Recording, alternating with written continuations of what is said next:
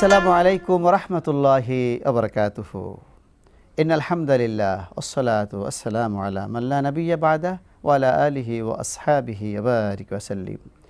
প্রিয় দর্শক, টিভি সেটের সামনে বসে দেশে এবং প্রবাসে যে যেখানে থেকে আমাদের অনুষ্ঠান দেখছেন, আপনাদের সকলকে স্বাগত জানাচ্ছি আল আরাফা ইসলামী ব্যাংক কল্যাণময় সাহারি অনুষ্ঠানে, powered by Islami Bank Bangladesh Limited, co sponsor Popular Life Insurance Company Limited ও আল আরাফা হজ গ্রুপ। প্রিয় দর্শক, আমাদের অনুষ্ঠান অত্যন্ত সুন্দর করে সাজানো হয়েছে। প্রথমেই রয়েছে তেলাওয়াতে কালামে পাক, আর তেলাওয়াত করছেন দেশের প্রখ্যাত কারি জহিরুল ইসলাম। أعوذ بالله من الشيطان الرجيم.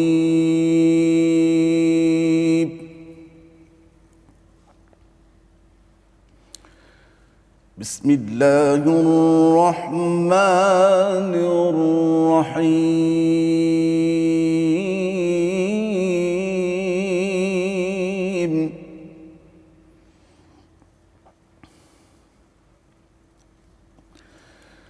ومن أحسن قولا ممن دعا إلى الله وعمل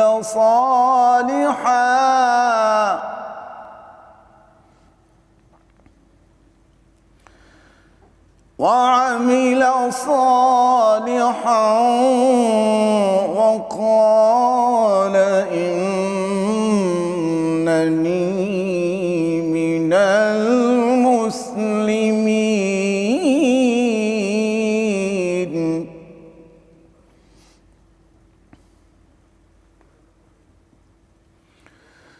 ولا تستوي الحسنة ولا السيئة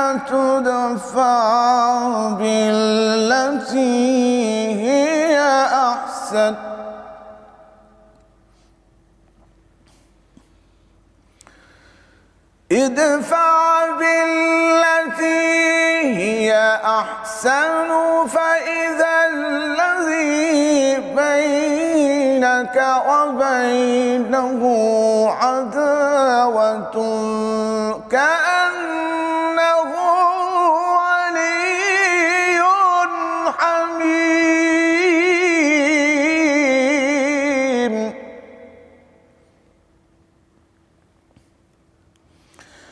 وما يلقاها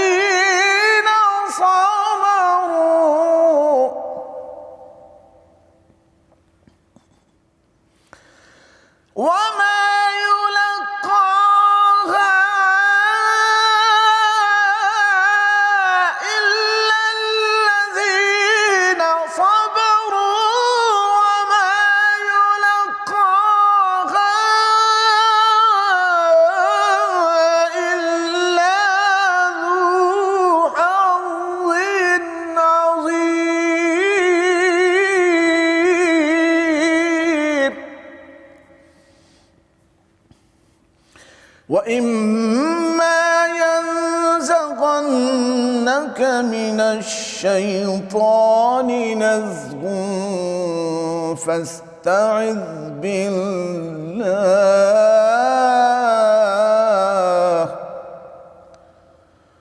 إنه هو السميع العليم. صدق الله العظيم. কারি জহিরুল ইসলামের দারাজ কণ্ঠে আপনারা শুনছিলেন সুমধুর তেলাওয়াত। আমরা এখন আলোচনায় প্রবেশ করব। আজকের এই আলোচনা করার জন্য আমরা দেশের প্রখ্যাত দুইজন বিদগ্ধ আলেমকে এখানে স্বাগত জানিয়েছি। আমার ঠিক বরাবর রয়েছেন হযরত মাওলানা ইনামুল হক, বিশিষ্ট মিডিয়া ব্যক্তিত্ব। আসসালামু আলাইকুম ওয়া রাহমাতুল্লাহি ওয়া বারাকাতুহু। ওয়া আলাইকুম আসসালাম ওয়া রাহমাতুল্লাহ। কেমন আছেন? আলহামদুলিল্লাহ। আমার ডান দিকে রয়েছেন হযরত মাওলানা আবুল কালাম আজাদ, খতিব আল নূর জামে মসজিদ, কেরানীগঞ্জ, ঢাকা। আসসালামু আলাইকুম ওয়া রাহমাতুল্লাহি ওয়া বারাকাতুহু। ওয়া আলাইকুম আসসালাম ওয়া রাহমাতুল্লাহি ওয়া বারাকাতুহু।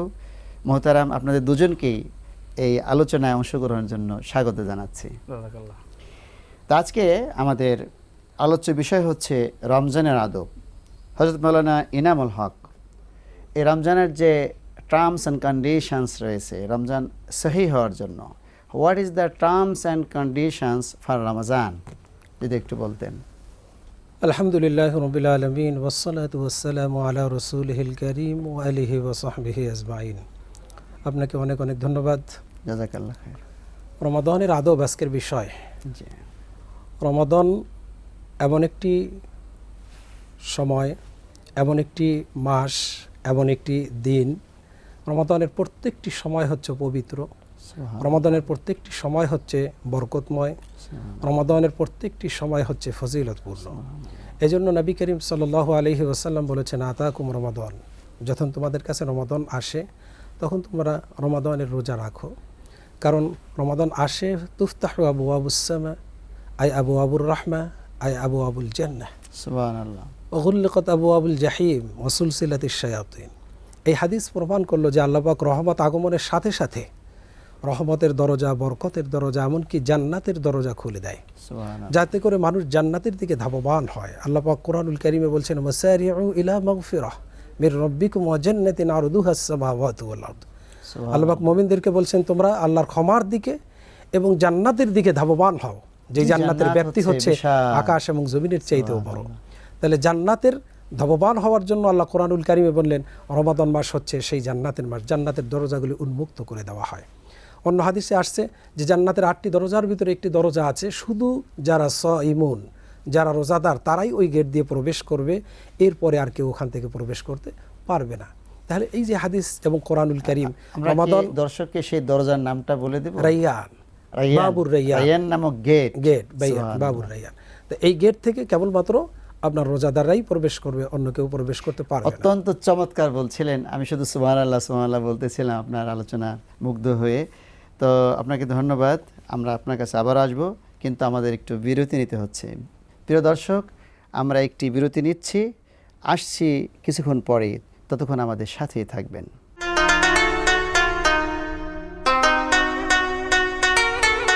আসসালামু আলাইকুম রহমতুল্লাহি বারাকাতুহু। প্রিয় দর্শক, দেখছিলেন আল আরাফা ইসলামী ব্যাংক লিমিটেড কল্যাণময় সাহারি অনুষ্ঠান।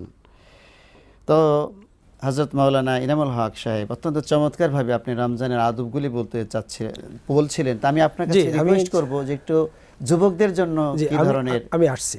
তো রমাদান মাস যেখানে আল্লাহ পাক জান্নাতের দরজা উন্মুক্ত করে দিলেন, বরকতের দরজা অবারিত করে দিলেন, রহমতের দরজা অবারিত করে দিলেন, যেখানে আল্লাহর রহমত বর্ষণ হতে থাকবে, এই মাসটি রমাদান। তো এই মাসের অবশ্যই আদব আছে। যারা মোমেন, যারা শ্রেণীবিন্যাস করে, মোমেন নারী, মোমেন পুরুষ এবং মোমেন যুবক, সকলের জন্য রমাদানের একটি আদব আছে। বিশেষ করে রমাদান মাস যখন আসবে, প্রধানতম আদব হচ্ছে রমাদানের ফরজ রোজা কায়েম করা, এক নম্বর আদব। 2 নম্বর হচ্ছে রমাদান মাস এমনিই তো মুসলমানের ডেফিনেশন হচ্ছে যে ব্যক্তি নামাজের ভিতরে থাকে, সে মুসলমান ইমানদার। যে নামাজ ছেড়ে দেয় ইচ্ছাকৃতভাবে, সে কুফরের মধ্যে শামিল হয়ে যায়। এই জন্য 2 নম্বর হচ্ছে 5 ওয়াক্ত নামাজ বা জামাতের সাথে আদায় করা, অন্তত রমাদান মাসে। এখন যদিও আমাদের কোয়ারেন্টাইনে, আমাদের লকডাউনে মসজিদগুলি বন্ধ আছে, কিন্তু বাসায় বসেও অন্তত জামাতের সাথে পরিবার ভুক্ত হয়ে নামাজের সাথে একটা সুযোগ, কিন্তু একটি সুযোগ। আমার যত ইনফরমেশন আছে যে সব পরিবারেই শুনছি জামাত হচ্ছে বাড়িতে, এইভাবে করে 2 নম্বর। 3 নম্বর হচ্ছে রমাদানের আদব হচ্ছে যে আপনাকে রমাদানের কিয়ামুল লাইল আদায় করা, তারাবির নামাজ এবং তাহাজ্জুদের নামাজ আদায় করা।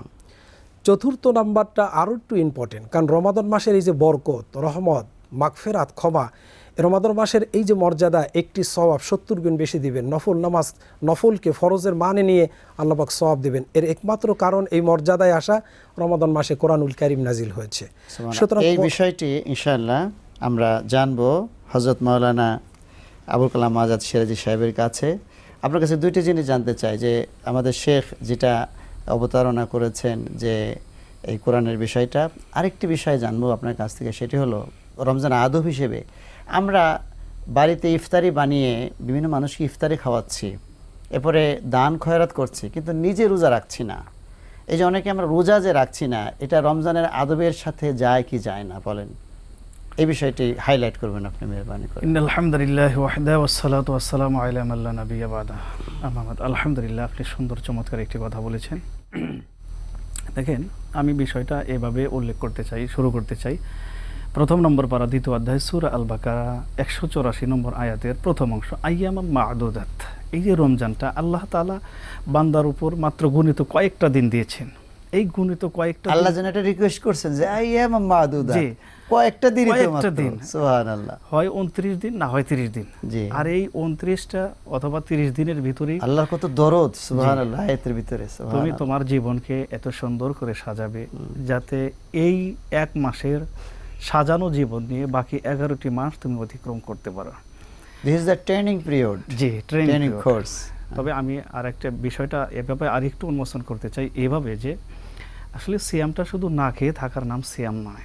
সিয়াম হলো 23 নম্বর পারা 36তম অধ্যায় সূরা ইয়াসিন 65 নম্বর আয়াতে আল্লাহ সুবহানাহু ওয়া তাআলা যেমনটি বলেছেন, বিসমিল্লাহির রহমানির রহিম, আল ইয়াউমা নাখতিমু আলা আফওয়াহিহিম ওয়া তুকাল্লিমুনা আইদিহিম ওয়া তাশহাদু আরজুলুহুম বিমা কানু ইয়াকসিবুন। কাল কিয়ামতের ময়দানে আল্লাহ সুবহানাহু ওয়া তাআলা মানুষের এই জবানকে বন্ধ করে দিবেন, কিন্তু সমস্ত অঙ্গ প্রত্যঙ্গের জবান আল্লাহ খুলে দিবেন। আমি বলতে চাই এইভাবে যে চোখের সিয়াম আছে, যা ইসলাম হারাম ঘোষণা করেছে, তা চোখ দিয়ে কখনোই, মানে আপনি বলতে যাচ্ছেন চোখের রোজা আছে। জি, চোখের রোজা আছে, আচ্ছা, ফাইন। তা কখনোই কি দেখা যাবে না। যা ইসলাম হারাম ঘোষণা করেছে তা চোখ দিয়ে কখনোই তাকানো যাবে না। অত্যন্ত যা ইম্পর্টেন্ট ইসলাম কথা বলেছেন। আমরা এখানে এই পর্দার আয়াতটা আমরা করে দিতে চাই, কুল্লিল মুমিনিনা ইয়াগুদ্দু মিন আবসারিহিম। তো এই চোখের রোজাটা শুধু কি এটা রমজান মাসেই থাকে না অন্য মাসেও থাকে? এটা মুমিন জীবনের শুরু থেকে শেষ পর্যন্ত। সুবহানাল্লাহ, মানে সারা বছর চোখের রোজা থাকে, জি। মানে চোখ দিয়ে বাজে জিনিস দেখা যাবে না। দেখা যাবে না, আল্লাহ পাক নিষেধ করেছে, সারা জীবনই জীবনে। থাকবে, সুবহান, মৃত্যু পর্যন্ত। মৃত্যু পর্যন্ত। ওকে। এরপরে হলো হাতের রোজা, জবানের রোজা, কানের হাতের রোজা, রোজা। যেমনটা আমরা অনেকে লেখনির মাধ্যমে আমরা কি ঘুষের টাকা আমরা আদান প্রদান করি নাউজুবিল্লাহ। অথবা কম বেশি করি, এভাবে অনেক উদাহরণ দেওয়া যাবে। এক কথায় জবান ব্যতীত আল্লাহ সুবহানাহু ওয়া তাআলা প্রত্যেকটা অঙ্গ প্রত্যঙ্গের জবান খুলে দিবে। সেই দিন এই অঙ্গগুলো দিয়ে যদি আমি ইসলামের বিরুদ্ধে কোনো কাজ করি, যা আমাকে ইসলাম হারাম ঘোষণা করেছে, সেগুলো যদি আমি দেখি, বলি বা ধরি, ওই সমস্ত জায়গায় যাই, তাহলে আমার বিপক্ষে সাক্ষী দিবে।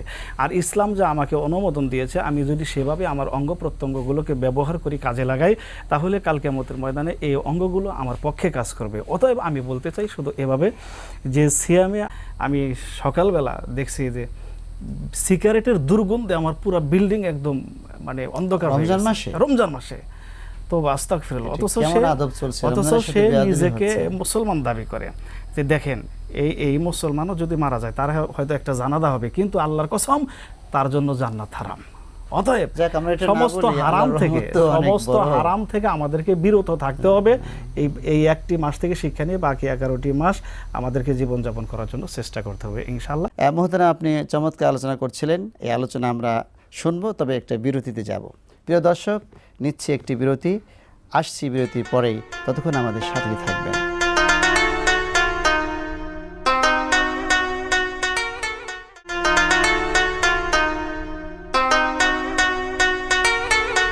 আসসালামু আলাইকুম রহমতুল্লাহ।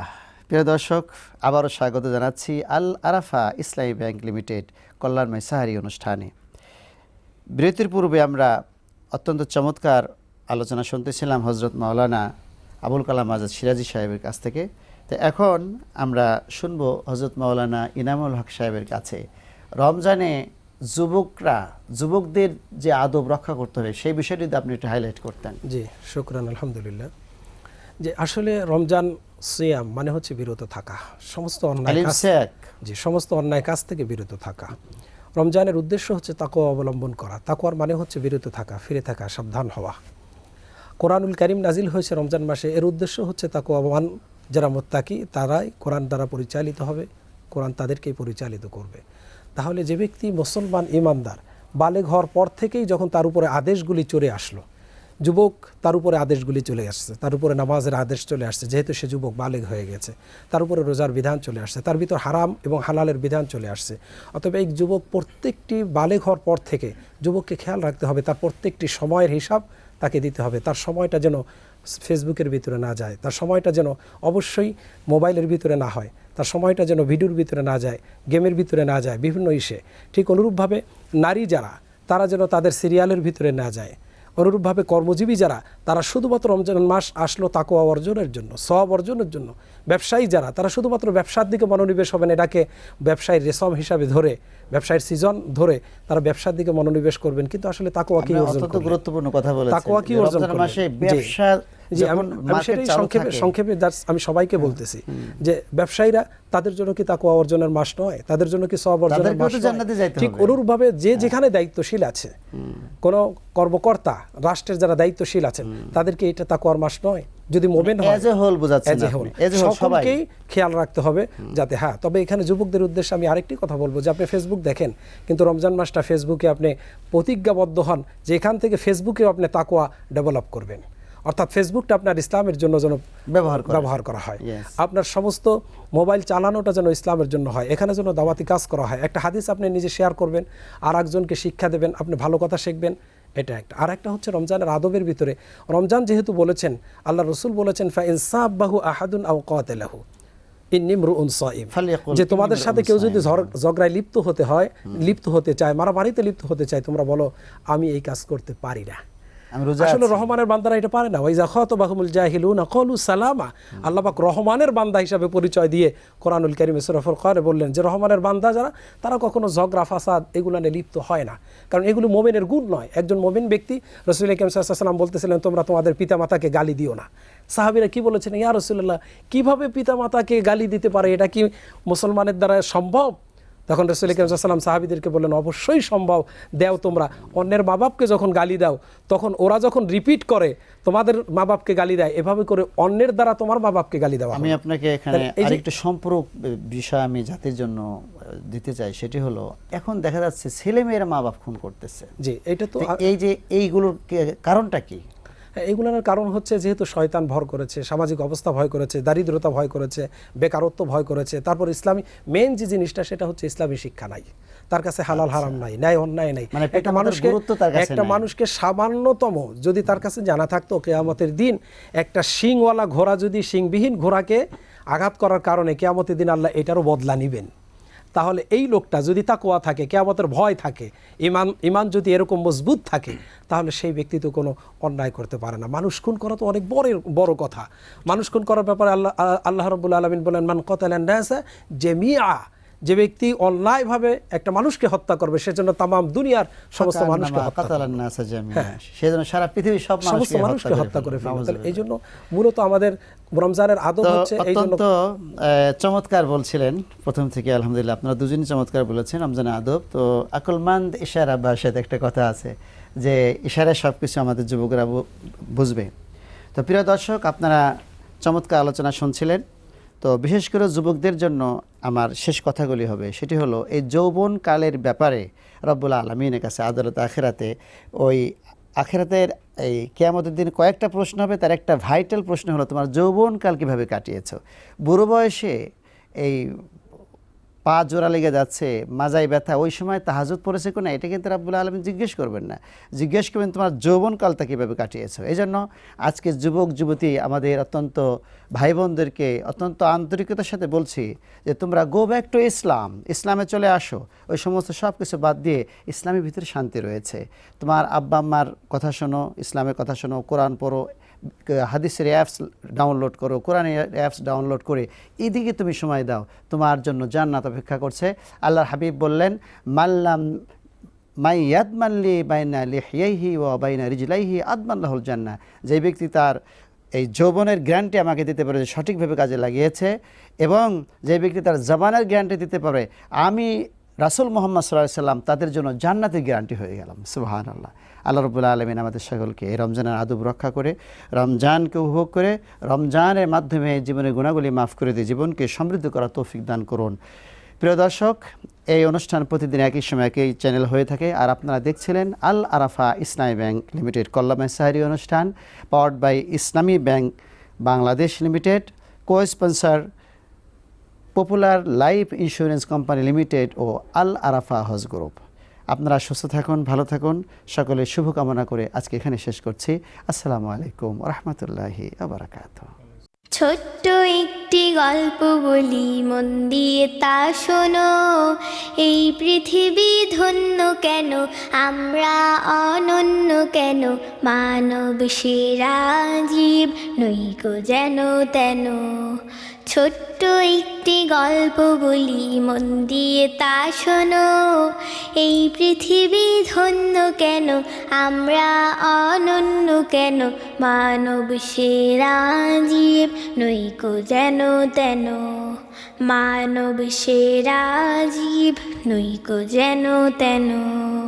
আমরা হলাম খোদার দেয়া সর্বসেরা দান, জীবন বিধান তাই তো মোদের মহান আল কোরআন। আমরা হলাম খোদার দেয়া সর্বসেরা দান, জীবন বিধান তাই তো মোদের মহান আল কোরআন। মিলে মিশে থাকতে হবে, সত্য কথা বলতে হবে, মন দিয়ে তা শোনো। ছোট্ট একটি গল্প বলি, মন দিয়ে তা শোনো।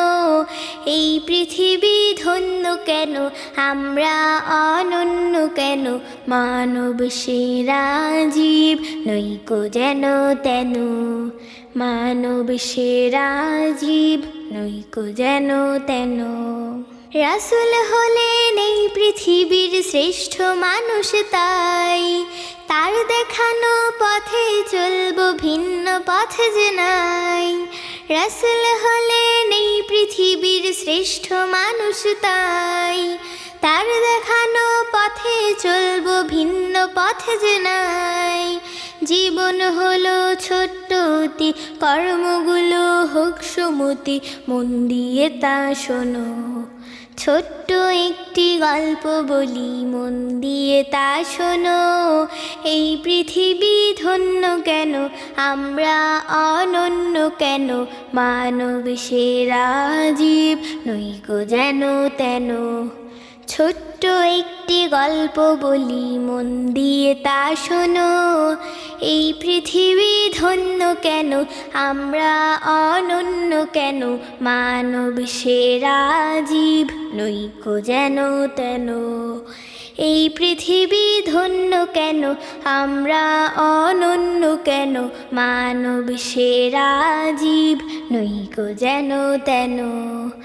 এই পৃথিবী ধন্য কেন, আমরা অনন্য কেন, মানব সেরা জীব নইকো যেন তেন। মানব সেরা জীব নইকো যেন তেন। আমরা সেরা জীব নইকো যেন তেন।